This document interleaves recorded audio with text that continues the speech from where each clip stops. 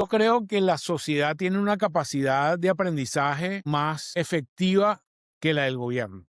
Yo creo que nosotros como sociedad civil, porque yo no tengo funciones gubernamentales, nosotros como sociedad civil tenemos que presionar a través de nuestras organizaciones nativas, universidades, gremios, escuelas, partidos políticos, para que desarrollemos esas capacidades en el futuro. Yo soy optimista en relación a la capacidad de aprendizaje del venezolano. Es el doctor Julio Castro y nos dice que ahora que han pasado 2 semanas después del terremoto comienza otra emergencia, la sanitaria. ¿Está preparado el sistema de salud venezolano para responder a una catástrofe como esta? ¿Qué riesgos enfrentan los sobrevivientes? ¿Cuál debería ser el papel del gobierno en todo esto? ¿Cómo debe coordinarse la ayuda humanitaria? El doctor analiza con claridad lo que viene después del terremoto y explica las lecciones que Venezuela no puede darse el lujo de ignorar. Espero que les guste. Doctor Julio Castro, ¿cómo está usted? ¿Cómo le va? Un placer. Saludos a tu gente que te escucha a través de las redes. ¿Cómo le ha ido? ¿Su familia está afectada? ¿Su gente está bien? No, estamos todos bien, sanos, asustados todavía, que uno le empieza a caer como la locha después de Claro. varios días, pero todos bien, gracias a Dios, sin ningún evento importante. ¿En qué condiciones cree usted que encontró el sistema de salud venezolano esta emergencia de los terremotos? ¿Cómo está el sistema de Bien. salud?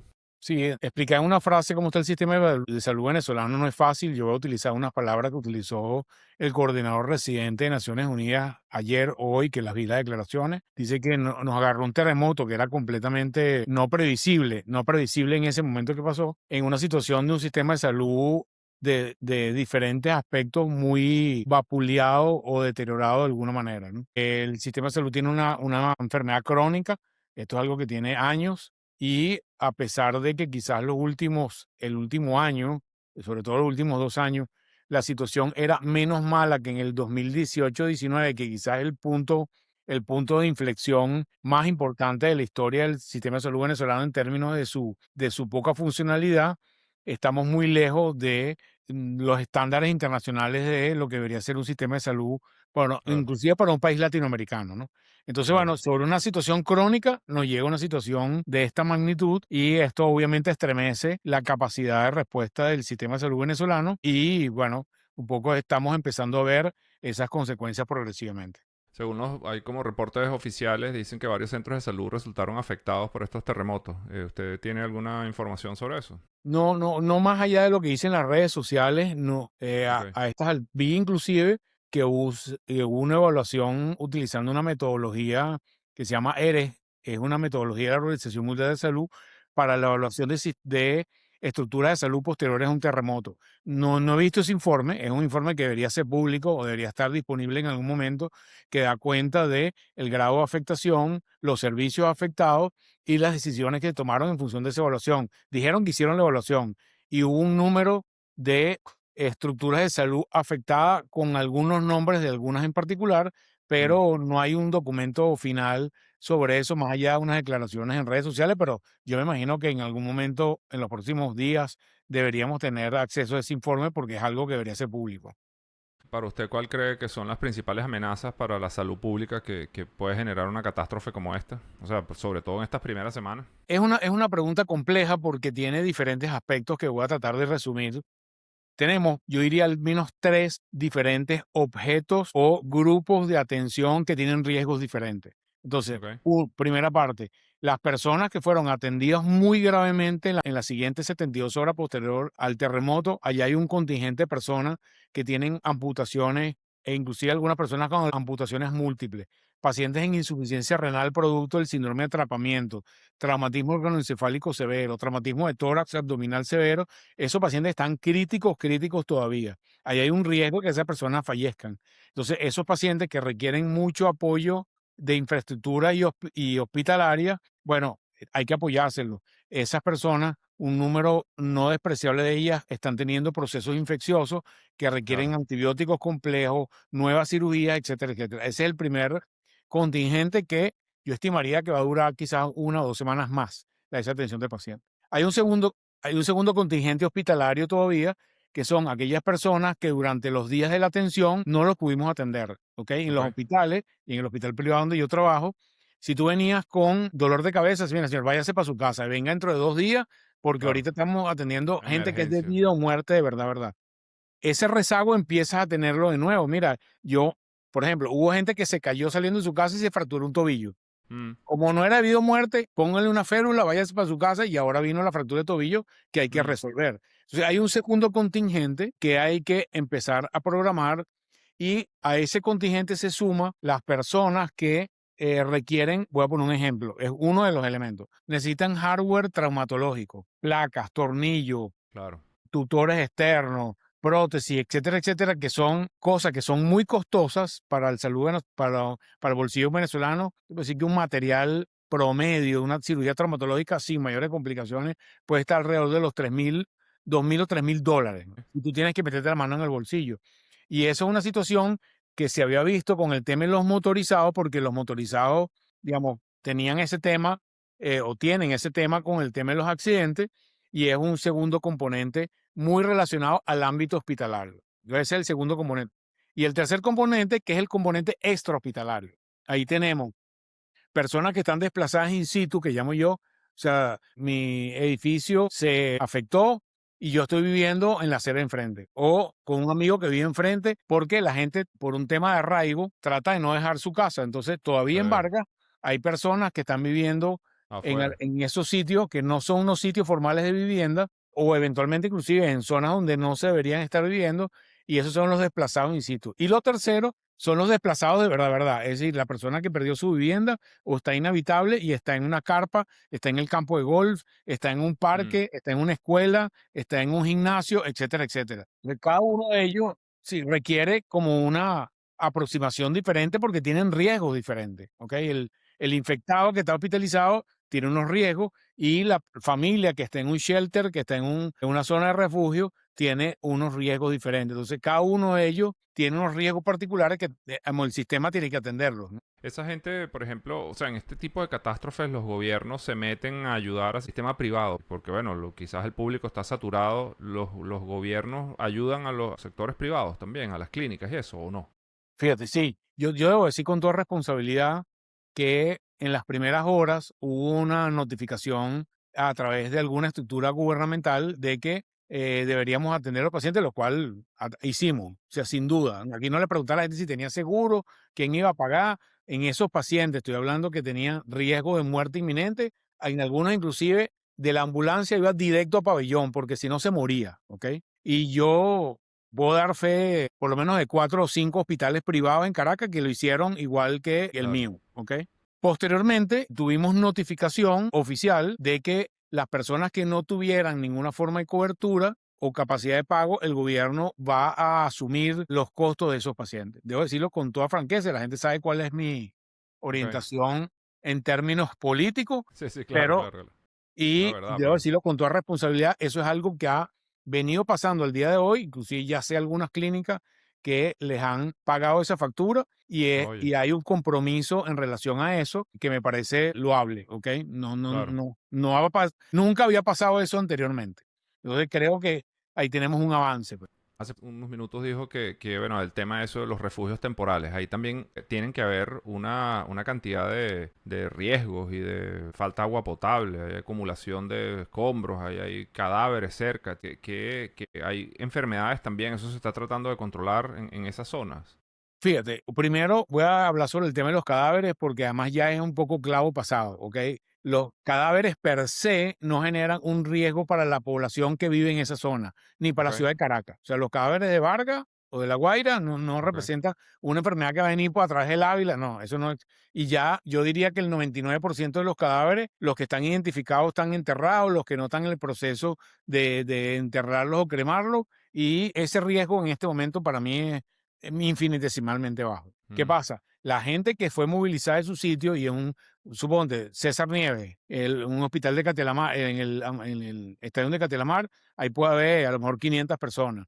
Había en el Parque del Este cerca de 2.000 personas, entiendo que los movilizaron ayer y están hoy en día en lo que llamamos la gallera municipal, que es algo de la Policía Municipal de Sucre. Así hay varios, hay escuelas, etcétera. Entonces, ahí tiene un contingente de personas que no vivían juntas, que están juntas. Ahí hay riesgo de transmisión de enfermedades respiratorias. Ahí hay ok, riesgo de transmisión de enfermedades de la piel. Y hay Esos son, los dividimos como en tres grandes riesgos y el más importante, que siempre hago énfasis en eso, es el riesgo de transmisión de enfermedades transmitidas por el agua o por la comida. Ok, Porque esos sitios donde están no están acostumbrados a tener 1.500 personas. claro, Y no hay baño para 1.500 personas. claro. Ahí no hay agua para 1.500 personas. Entonces, ahí empiezan a identificarse unos riesgos que hay que mitigar, hay que tratar de, digamos, bloquear, y eso tiene diferentes estrategias. La primera es que haya disponibilidad de agua para lavarse las manos, agua para tomar y agua para comer y comida de buen estado. Eso, garantizar eso para 600 personas requiere una logística Mm, importante, sobre todo cuando eso es permanente en el tiempo. Es decir, si eso dura un mes o 2 meses, requiere una logística importante. Y hay un tercer elemento que tiene que ver con identificar los riesgos de las personas específicas.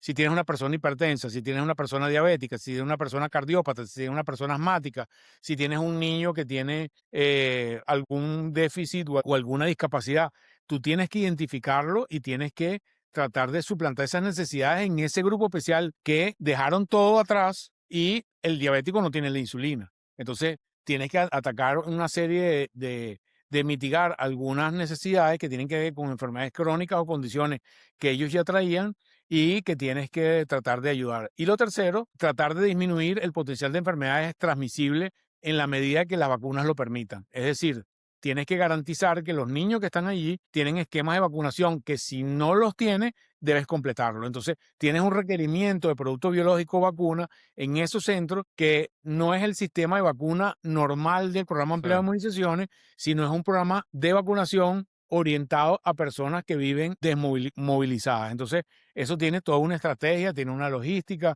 tiene una metodología que deberíamos seguir. ¿Y hay alguien que esté haciendo ese censo de todos esos centros y de esos refugios? O sea, ¿el gobierno lo está haciendo o cada refugio lo hace independiente y por lo menos se está centralizando la información o todavía no?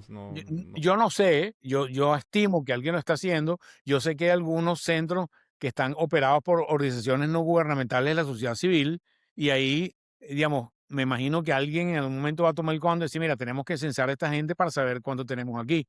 Yo sé que hay centros que están bajo el comando del Sistema de Naciones Unidas y sus diferentes operadores y tengo conocimiento que hay centros que están bajo la gobernanza del gobierno central o gobierno descentralizado, en algunas cosas alcaldías, en otras Alcaldía. cosas gobernaciones, que están en eso. Yo creo que aquí el gobierno tiene un papel rector en Mm, la gobernanza de toda esa infraestructura que está pasando allí y deberíamos tener coordinación de los diferentes organismos o instituciones que están dándole apoyo a esos centros para que se haga de una manera adecuada. Aquí no hay que inventar el agua tibia. Ya Siria tuvo esta situación, los países europeos recibieron desmovilizados, hubo eventos en Centroamérica, Nicaragua, México, El Salvador, Haití. Entonces, esto es un manual, ¿ok?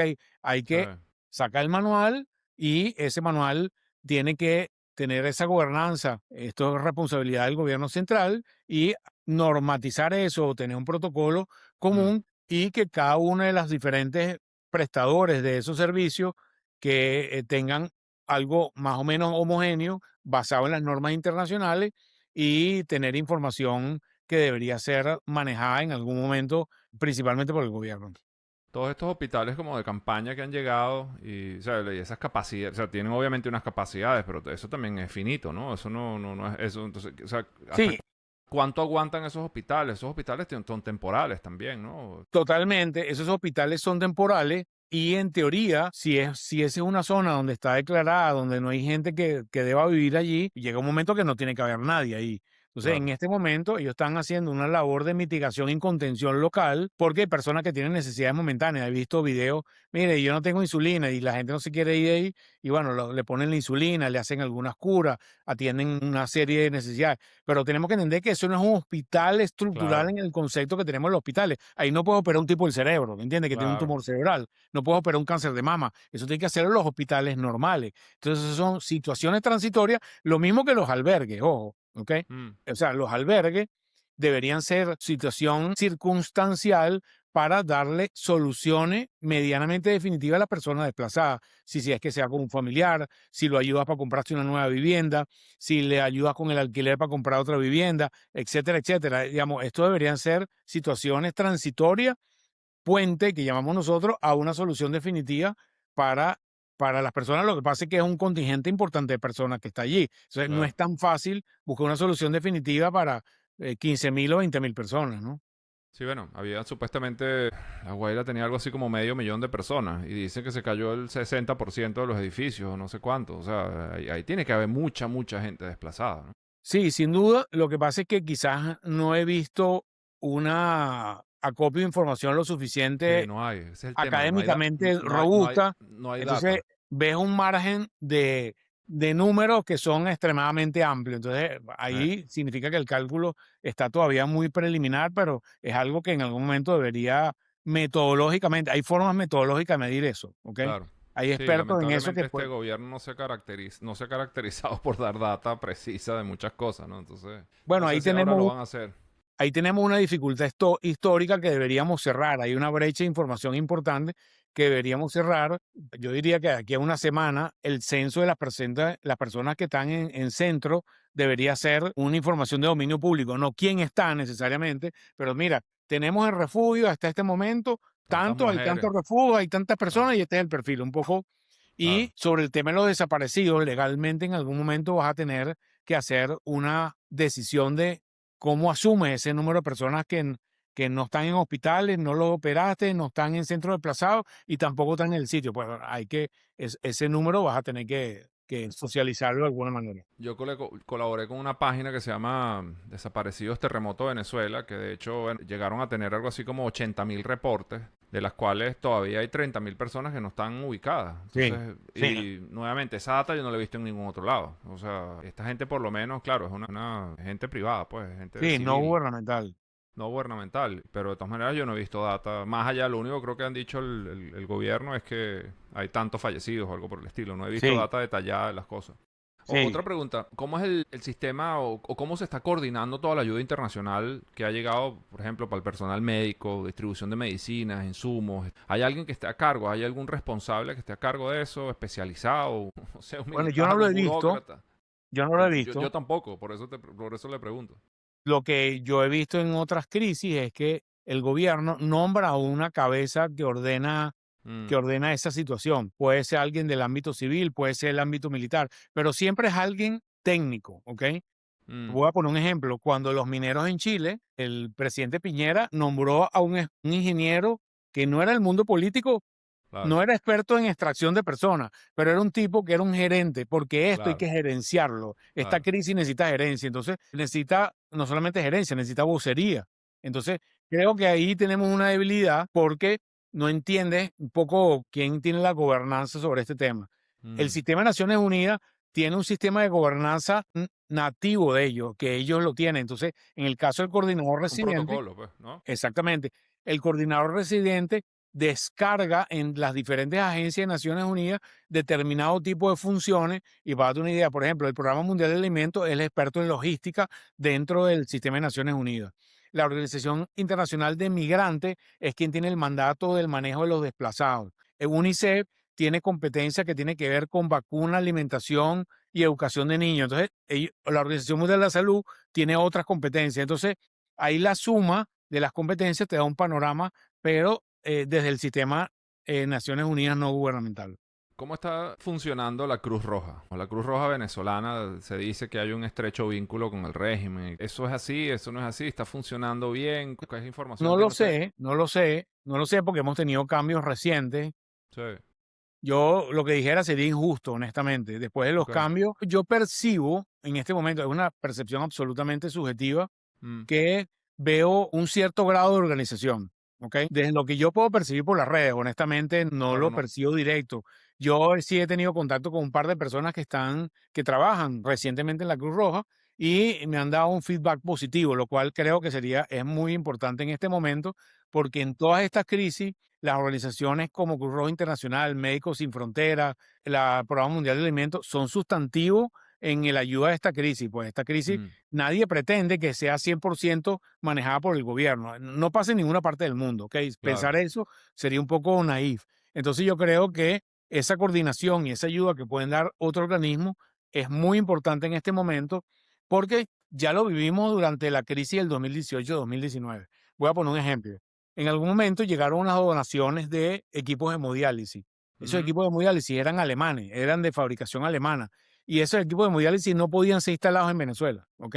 ¿Por qué? Entonces, la donación, inclusive con muy buena intención, puede no ser fácil de adjudicar a las necesidades específicas que tienen los afectados del terremoto en este momento. Entonces, Mm. esa coordinación debería tenerla alguien porque hay donaciones japonesas, rusas, chilenas, dominicanas, y bueno, toda esa necesidad con la donación debería tener una tubería que permita hacer que sea lo más eficiente posible. ¿Qué hace falta si usted mañana pudiera meter 2 barcos? ¿De qué? ¿De qué hacen falta 2 barcos en Venezuela para las próximas 3 semanas? A mí me gustaría haber tenido en este momento, así como hay un registro de desaparecidos, tener un registro de necesidades por hospitales. Mm. No lo tenemos, ahí tenemos una debilidad. Pero tú pudieras hacer una estimación vía modelo, por ejemplo, o sabiendo lo que ha pasado en otras situaciones como esta, porque este no es el primer territorio el terremoto que tenemos en esta parte del mundo. Entonces tú sabes en las primeras 48 horas que necesita, en la primera semana que necesita, en el primer mes que necesita, y en base a eso que ha pasado en otros países, pudieras tener una aproximación importante de eso. Yo en este momento pensaría, como te dije, en el objetivo, las personas que están dentro del hospital, ¿qué necesitan? Eso no debería ser difícil de saber. Las personas que están fuera del hospital, ¿qué necesitan? ¿Y qué necesitas tener dentro de una semana, dentro de un mes y dentro de un año? Mm. Porque esto no es una crisis que se va a acabar en una semana. Esto es una crisis que tú tienes que administrar en los próximos meses y los requerimientos de insumo y de necesidades y humanitarias van a ir cambiando con el tiempo. ¿Qué lecciones cree usted que deja esta catástrofe sobre, bueno, la necesidad de tener un sistema de salud? ¿Qué cree usted que deberíamos hacer si nos convirtiéramos en un país serio? Bueno, la primera de ellas tiene que ver, o sea, la necesidad que tenemos, que necesitamos un mejor sistema de salud, no lo tenemos claro por la catástrofe, lo teníamos Claro. claro de antes, ¿no? Sí, sí, eso también es Yo creo verdad. que la lección específica del terremoto, uno, necesitamos mejor preparación como sociedad para eventos sísmicos. No tenemos metido en el chip de nuestra cabeza, estoy hablando en particular la mía, que vivimos en una zona sísmica. En el curso de mi vida ya he vivido 2 episodios sísmicos de más de 7. Mm. Yo nací en el 64 y en el Ok. 67 de niño viví el primer terremoto. Y yo no recuerdo haber hecho simulación de terremoto en mi colegio. Ahorita sí lo hacen en el colegio que yo estudié, lo hacen ahora, pero yo Ok. nunca lo hice. No tenemos un apresto sísmico en centros hospitalarios privados y públicos. Ok. Tenemos que mejorar eso. Tenemos que mejorar destrezas en recursos humanos en el manejo de crisis.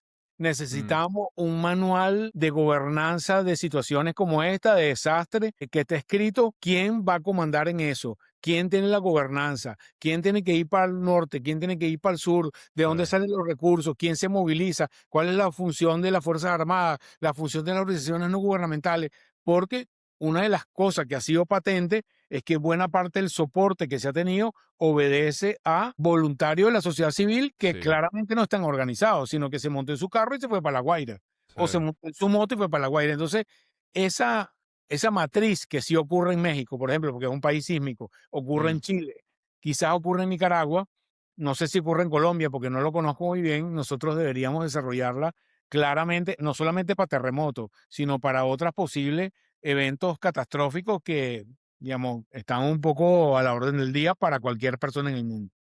¿Usted cree que va a ser, eso va a ser posible hacerlo? ¿Cree que va a haber actitud? ¿Cree que va a haber disposición del gobierno a hacerlo? Yo creo que la sociedad tiene una capacidad de aprendizaje más efectiva que la del gobierno. Yo creo que nosotros como sociedad civil, porque yo no tengo funciones gubernamentales, nosotros como sociedad civil tenemos que presionar a través de nuestras organizaciones nativas, universidades, gremios, escuelas, partidos políticos, para que desarrollemos esas capacidades en el futuro. Yo soy optimista en relación a la capacidad de aprendizaje del venezolano. Y eso tiene múltiples implicaciones, desde los permisos de construcción Mm. hasta el apresto de los terremotos en centros hospitalarios, educativos, trabajo, etcétera, etcétera. Entonces, yo soy optimista en ese sentido de que esta lección que fue muy dura, aprendido a los trancazos, debemos rápidamente convertirla en un elemento un llamado a la acción que nos permita mejorar nuestra capacidad de respuesta.